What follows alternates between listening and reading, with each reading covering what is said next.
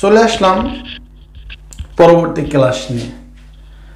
হ্যাঁ, জার্মান ভাষা যে আমরা অ্যালফাবেট নিয়ে যে আলোচনা করছি, অবশ্যই আপনারা সেখান থেকে দেখে নেবেন যে জার্মান ভাষার যে প্রথমে যে এবিসিডি যে অক্ষরগুলির উচ্চারণ সেটা কিভাবে হবে। তো আমরা আজকে আলোচনা করব আসলে সাবজেক্টগুলি কি। আপনি যে কোনো একটি সেন্টেন্স, মানে আপনি যদি কথা বলতে চান বা আপনি যে কথা বলার জন্য যে আপনার যে সাবজেক্টগুলি রয়েছে, সাবজেক্ট এখানে যে মানে যে কর্তা, মানে সাবজেক্টের একটা সেন্টেন্সের যে প্রথমে যে যারা থাকে তাদেরকে তো আমরা সাবজেক্ট বলি। যে সাবজেক্টগুলিকে ডয়েসে আপনি কিভাবে এগুলিকে জানবেন এবং আপনি এগুলি কীভাবে উচ্চারণ করবেন। এবং তো আজকে আমরা এই সাবজেক্টিভ যে কেসগুলি আছে, যে সাবজেক্ট এবং পসেসিভ যে প্রোনাউনগুলি রয়েছে, সেই কটাই আমরা জানব।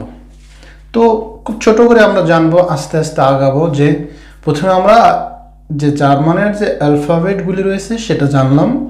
এখন আমরা জানবো যে সাবজেক্ট। যেমন আপনি যদি একটা সাবজেক্ট, মানে সাবজেক্টগুলি যদি আপনি জানেন, তারপরে যদি আপনি যে কোনো একটি ভার্ব জানেন, তাহলে কিন্তু আপনি একটা ছোট যে কোনো একটা সেন্টেন্স বানাতে পারবেন। কারণ ওই সাবজেক্ট বসিয়ে তারপরে আপনি একটা ভার্ব বসালেই কিন্তু একটা সেন্টেন্স হয়ে যায়। তো জার্মানিতে আমরা জানি যেমন আমি, যেমন আই, এই আমি সাবজেক্ট। তো এখন জার্মানিতে এই আইটাকে আমরা কি বলবো? সেটাই যে ইশ।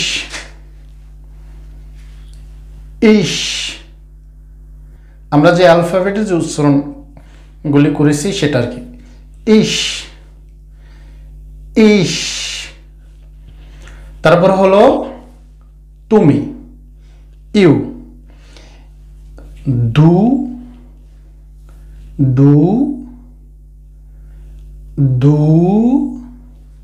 মানে এই যে আমি যে কথাটা বললাম, এটা হবে যেমন আপনার যে ছোট, মানে তুমি, মানে অথবা আপনারা একসাথে কাজ করতেছেন একই স্থানে, তখন আমরা বলি না তুই এটা কর। ওই ক্ষেত্রে এই ইশ, তারপরে he, third person singular number, he, she, it. এখন দেখুন এখানে হি মানে হলো যে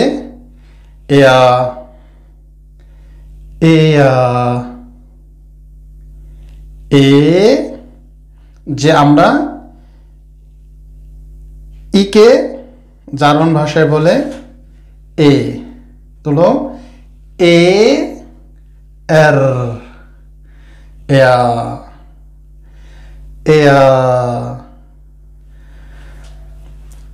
she,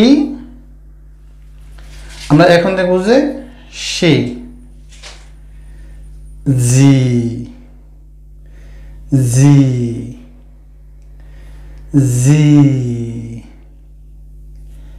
S, E, A, G, it, S,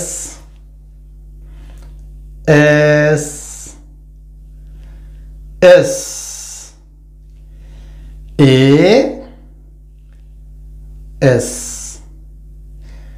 S. তো হলো আই, ইশ, ইউ, দে, দু,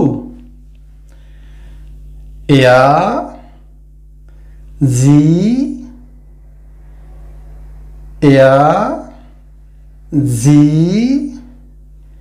S, I, you, he, she, it. এখন আমরা যাবো যে আমরা, যেমন আমরা করি, আমরা সেখানে গিয়েছিলাম, এই ধরনের যেমন সেন্টেন্সগুলি করতে হলে যখন এই আমরা যে সাবজেক্টটা লাগবে, তাই সাবজেক্টটাকে আমাদের শিখতে হবে। আমরা, wir, ভিয়া, এই যে ডাব্লিউ এটা আমরা উচ্চারণ করছি বে, তো বে ই এর, ভিয়া ভিয়া ভিয়া।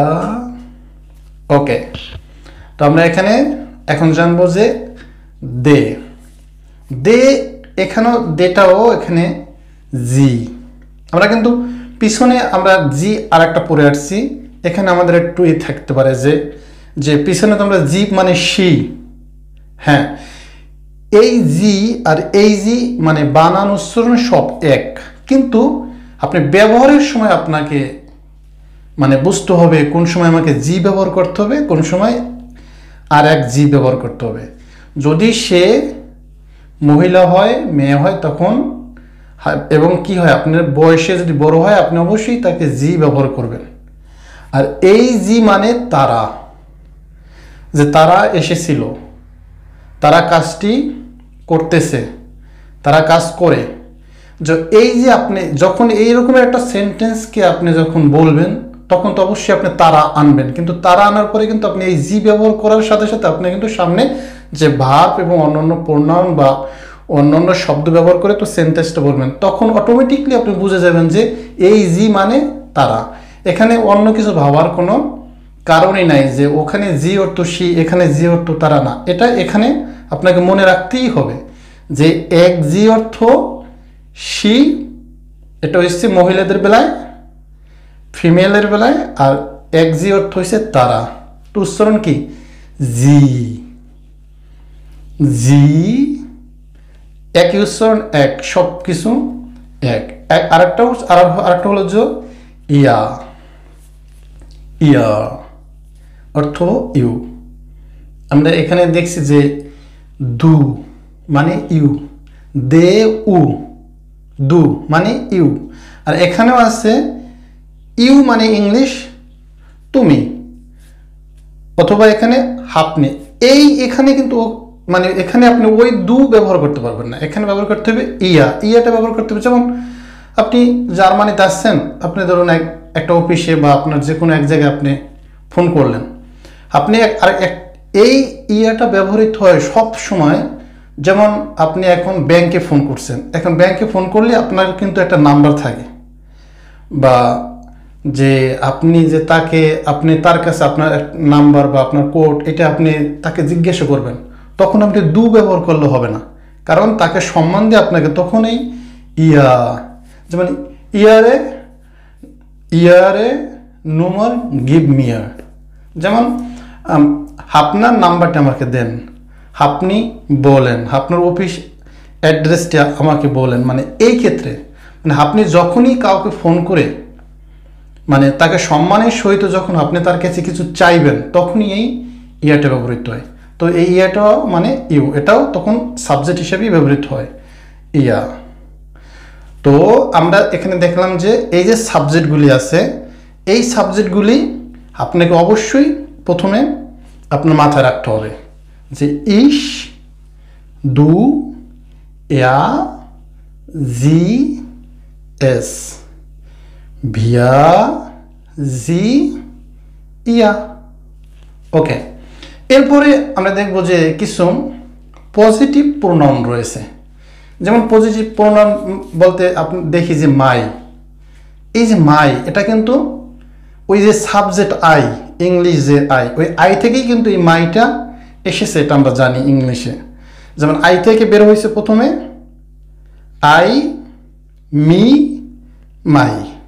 এখন আই অর্থ তো আমরা জানলাম ইস, মি এটা আমরা পরে জানবো, এখন আমরা জানবো শুধু পজিটিভ প্রোনাউন, যে প্রোনাউনগুলি বেশি ব্যবহৃত হয়। তো মাই, যেমন মাইন, মাই, মাইন।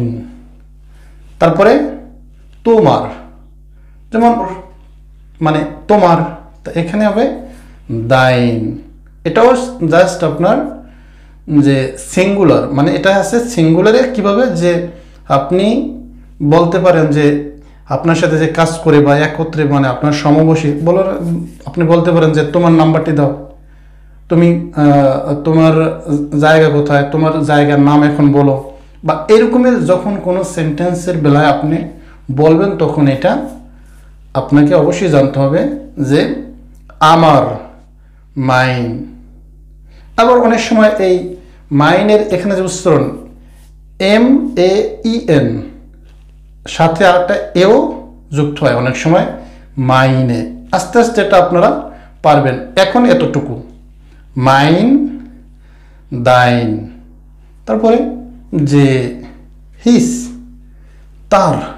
তার বাড়ি কোথায়, হিস, এটাও কিন্তু পজিটিভ প্রোনাউন, প্রোনাউন। তো জাইন, আমরা বলি না যে তার ওয়াইফ অসুস্থ, এখানে জাইন, এই তার জাইন। আর যখন আমরা যে যেমন হার, ইয়া ফিমেলের বেলায় এটা ব্যবহৃত হবে, যেমন ইয়ারে মান, ইয়া। ওকে, যখন আওয়ার মানে কই না যে আমার, এটা আমাদের রেস্টুরেন্ট, এটা আমাদের বাড়ি, আমরা বলি না, তখন এই যে আওয়ার, উনজেরা। ওকে, তারপরে বলে না যে তোমার, ওখানে কিন্তু আমরা এই কিছুক্ষণ আগে জানছি যে তোমার যে দাইনে, তো দাইনে অথবা দাইন এটা ছিল কিন্তু সিঙ্গুলারে, এখন এটা প্লুরালে যখন চলে আসে তখন হয়ে যায় কি ওয়া। একটু জানতে হবে, ওয়া অর্থ হলো জার্মান ল্যাঙ্গুয়েজ ওয়া তোমার, আর ওখানে দাইন আওক তোমার। ওকে, উনজেরা আমাদের। এখন হইছে, তো বন্ধুরা এই সাবজেক্ট যে কয়টা আছে, এই সাবজেক্ট কয়টা আমাদের জানতে হবে, আর যে এই পসেসিভ যে আবার প্রোনাউনগুলি রয়েছে, এই পসেসিভ প্রোনাউনগুলোও আমাদেরকে জানতে হবে।